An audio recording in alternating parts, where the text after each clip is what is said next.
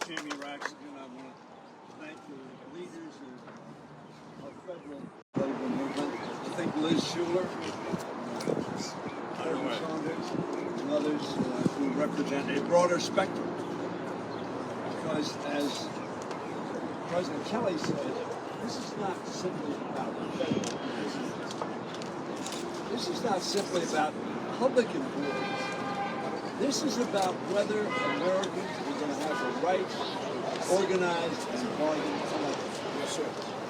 Which is an inherent right in almost every democracy of the world. As a matter of fact, every democracy. Yes, sir.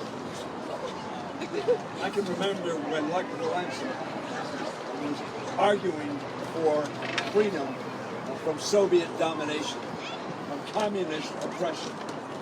And he talked about organizing. Talked about solidarity.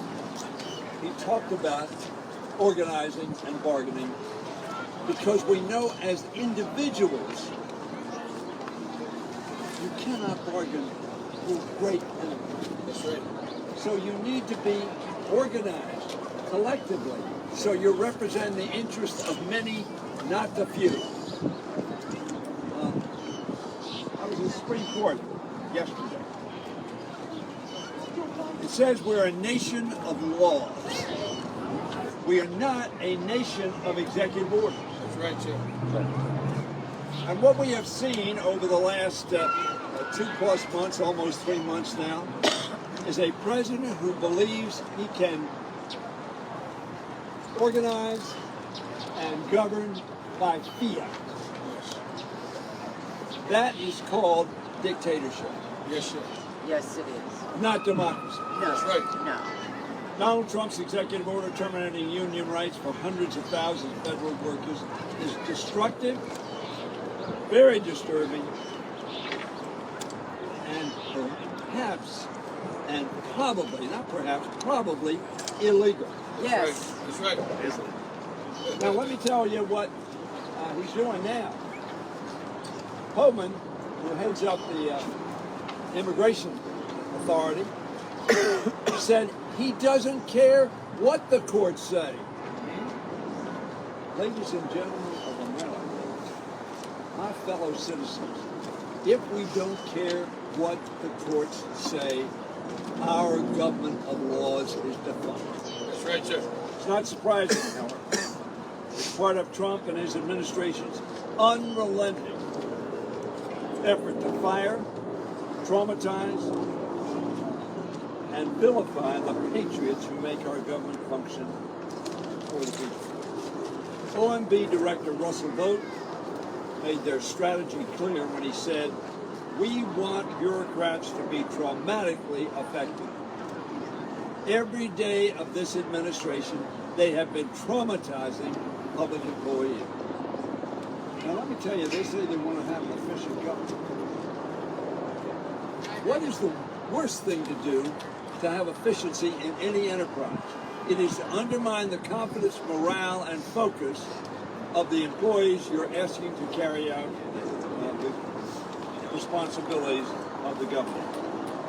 He went on to say when they wake up in the morning, and this is the federal employee on whom America relies, on whom we rely, we want them to not want to go to work because they are increasingly viewed as villains.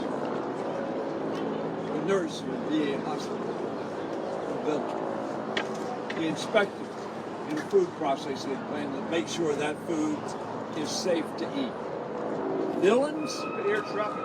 Villains? Yeah.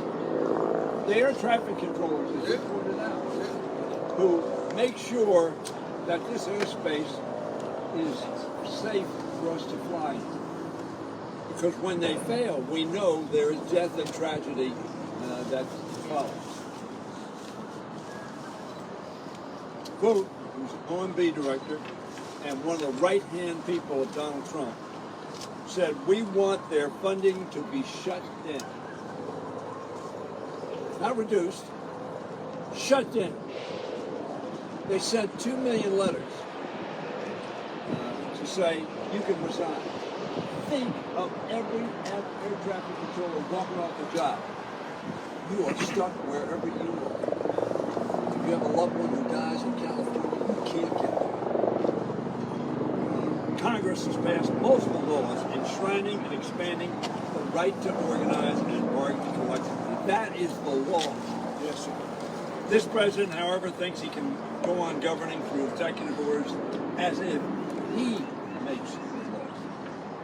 I'm hopeful that our courts will deem this latest executive order illegal. Yes, I think it is illegal. Yes, sir. As they have from so many of Trump administration's actions these past few months. Now, Trump said in the election, I'm going to be your retribution. Now, guess who's filing some of these suits that the courts have said were right? After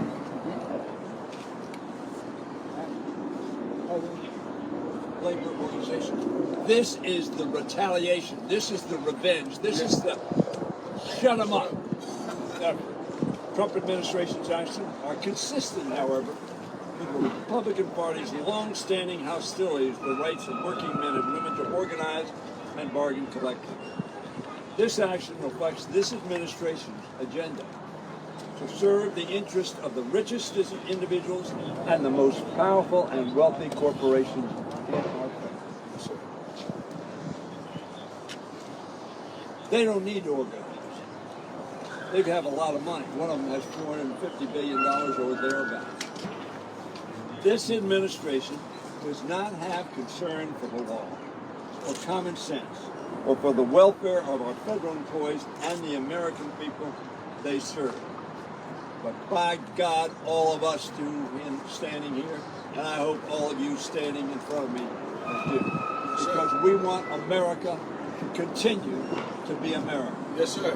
That recognizes the rights of individuals Yes, sir. to come together and to express to the Congress, to the President, their grievances, and be able to bargain for their rights. Yes. Yeah. That, Yeah. my friend, Yeah. is America. Yes, sir. I yield to my dear friend, one of the senior members of Congress of the United States, who spoke so eloquently yesterday as we sat here arguing for the same objective, fairness and justice. Don Beyer. Yes, sir.